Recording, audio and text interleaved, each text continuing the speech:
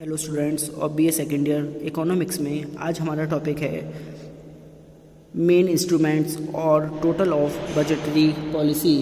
Budget नीति के मुख्य उपकरण इसमें सुनिए। बजट नीति अर्थव्यवस्था की आर्थिक दिशा का निर्धारण करती है, इसलिए बजट नीति में कौन कौन उपकरण प्रयोग किए जाते हैं, इन पर विचार करें तो प्रमुख उपकरण निम्न हैं। नंबर 1 है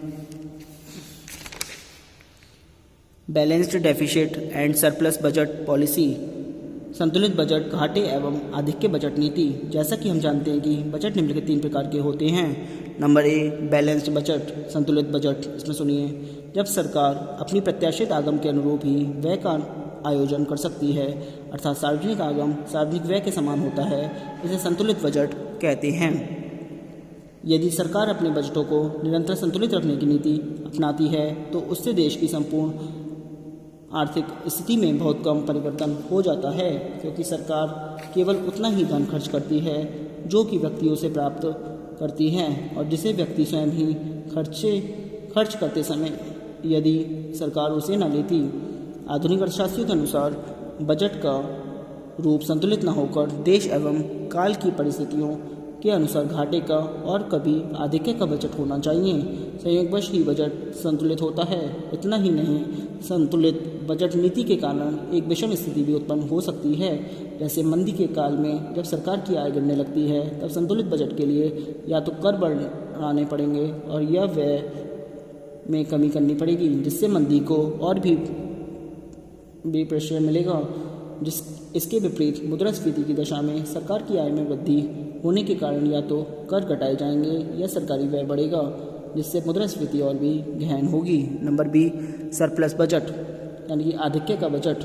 जब सरकार प्रत्याशित आगम की तुलना में कम व्यय का आयोजन कर सकती है, अर्थात सार्वजनिक आगम की तुलना में सार्वजनिक व्यय कम होता है, इसे आधिक्य बजट कहते हैं। आधिक्य बजट के कारण अर्थव्यवस्था में मुद्रा की कुल पूर्ति का एक भाग चलन से बाहर हो जाता है।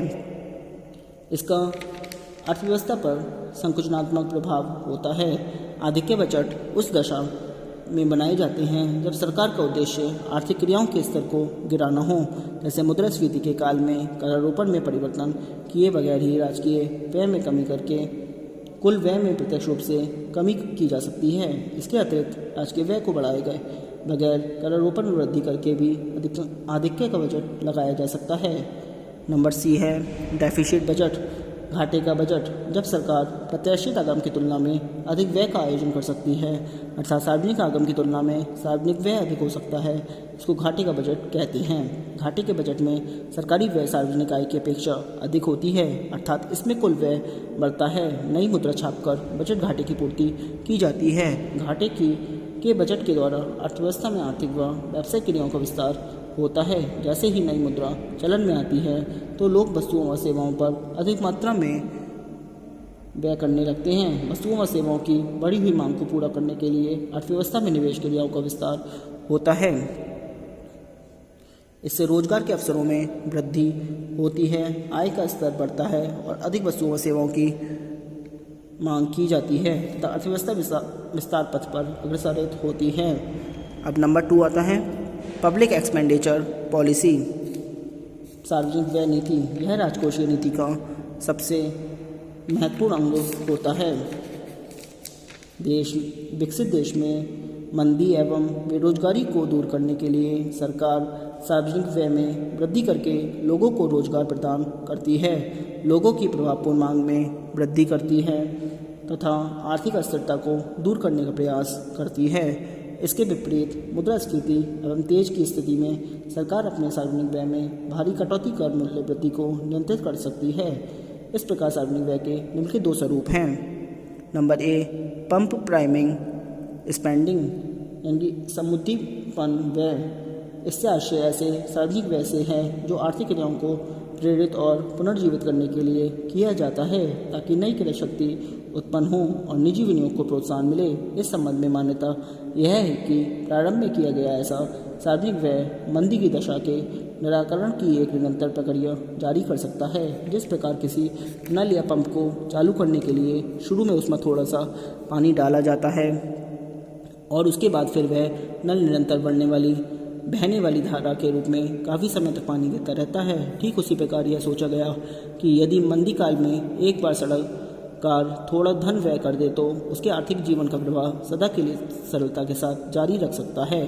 संक्षेप में, मंदी काल में जब पूंजी की सीमांत उत्पादकता अर्थात भावी लाभ में कमी के कारण निजी उपक्रम में विनियोग ही नहीं करते तो अर्थव्यवस्था में आर्थिक क्रियाओं को पुनर्जीवित करने के लिए समुद्दीपन व्यय करके अर्थव्यवस्था में स्फीति पैदा की जाती है। वास्तव में समुद्दीपन व्यय निजी विनियोग का स्थान ग्रहण न करके उसे प्रोत्साहित करने के लिए किए जाते हैं। इस प्रकार यह एक तरह उपाय है जिसका उद्देश्य मंदी पर काबू पाना है। नंबर बी है कंपेंसेटरी स्पेंडिंग, क्षतिपूरक या प्रतिकारी व्यय। सरकार द्वारा किए जाने वाले प्रतिकारी या क्षतिपूरक व्यय का अर्थ है कि जब गैर सरकारी क्षेत्र अर्थात निजी क्षेत्र द्वारा किया जाने वाला व्यय पर्याप्त नहीं होता तो सरकार उसकी पूर्ति के लिए स्वयं खर्च करती है। निजी विनियोग की कमी को दूर करने के लिए सार्वजनिक व्यय निम्न दो प्रकार के हो सकते हैं। सार्वजनिक निर्माण कार्यों जैसे सड़क निर्माण, पुल, नहरों आदि के निर्माण कार्यों पर व्यय।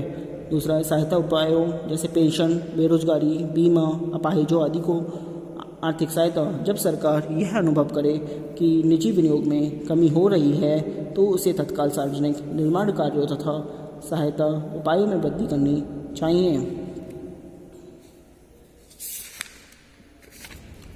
सार्वजनिक व्यय उस समय तक जारी रखना आवश्यक है जब तक कि निजी विनियोग बढ़कर अपने पूर्व स्तर पर नहीं आ सकता है। जब अर्थव्यवस्था में पुनरुत्थान के चिन्ह दिखाई देने लगेंगे तब धीरे धीरे सार्वजनिक व्यय को कम करना चाहिए। अब अर्थव्यवस्था में स्फीतिकारी दबाव दिखाई दे तब सार्वजनिक व्यय न्यूनतम कर देना चाहिए। इस प्रकार सार्वजनिक व्यय नीति के माध्यम से देश में आर्थिक स्थिरता को बनाए रखने में सहायता मिलती है। नंबर थर्ड है पब्लिक रिवेन्यू पॉलिसी।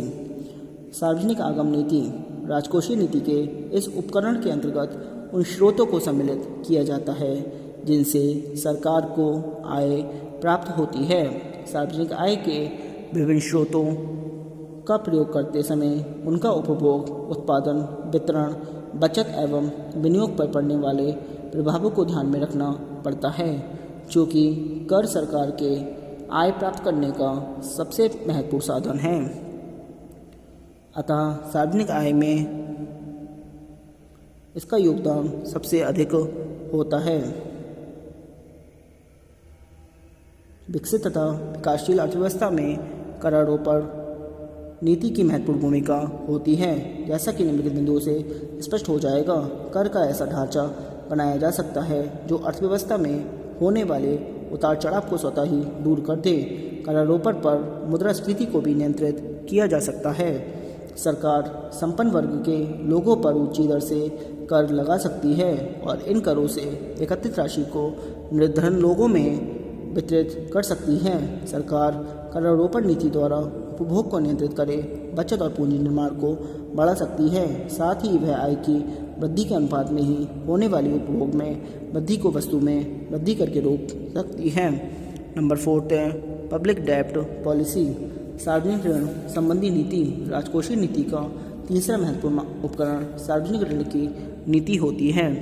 सार्वजनिक ऋणों से आशय उन ऋणों से होता है जो कि सरकार देश की जनता से अथवा विदेश से प्राप्त करती है। सरकार जो ऋण प्राप्त करती है उसकी वापसी ब्याज सहित एक निश्चित अवधि के पश्चात करनी होती है। इसी कारण सार्वजनिक ऋण को सार्वजनिक आय में शामिल नहीं किया जाता।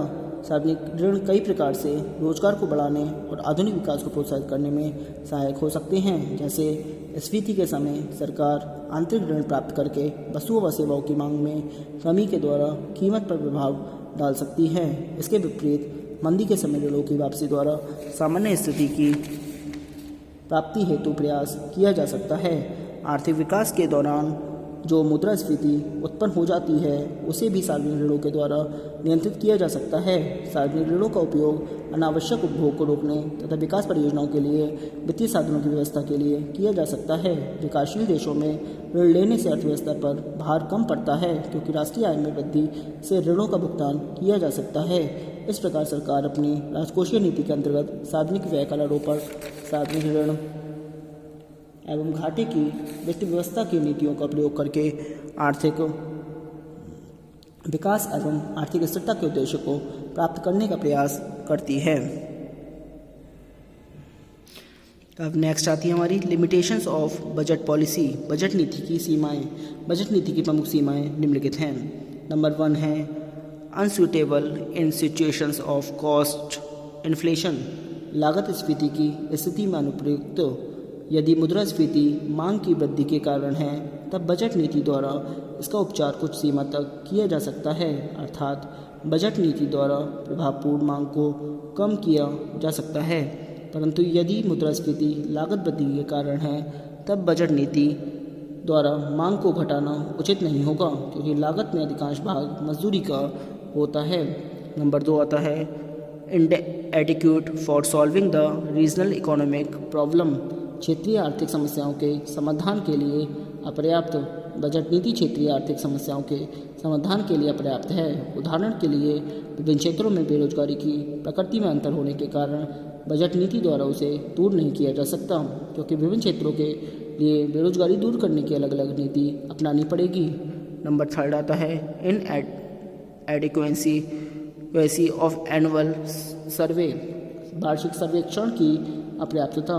वार्षिक सर्वेक्षण को विचाराधीन रखते हुए बजट नीति की उपयुक्तता के विरुद्ध में 2 तर्क दिए जाते हैं। प्रथम तर्क यह दिया जाता है कि बजट निर्माण के पूर्ण संसाधनों का उपयोग करने के लिए जो वार्षिक सर्वेक्षण किया जाता है वह अधिकतर अपर्याप्त होता है। द्वितीय तर्क यह होता है कि दिया जाता है कि वार्षिक बजट सर्वेक्षण की 1 वर्ष की अवधि बहुत छोटी होती है।